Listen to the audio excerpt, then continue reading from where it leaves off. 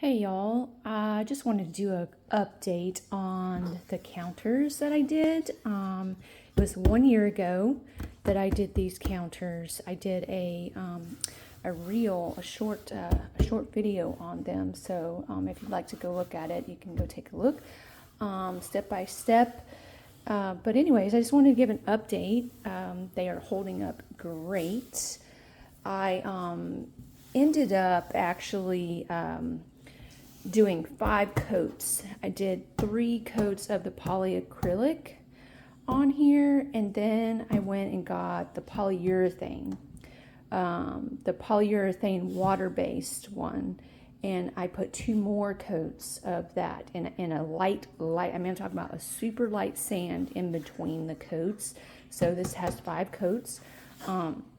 There's no scratches at all. And you can see I keep my counters full.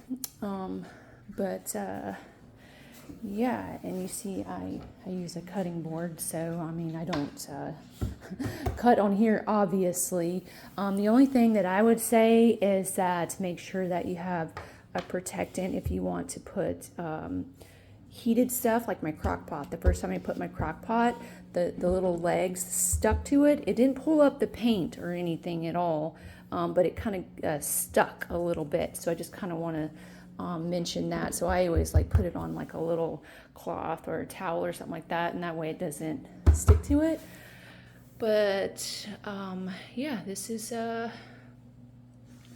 my counters that I did a year ago. I'm super impressed. They have held up, lasted. I love them. So anyways, I just wanted to do an update on that. Y'all have a good day.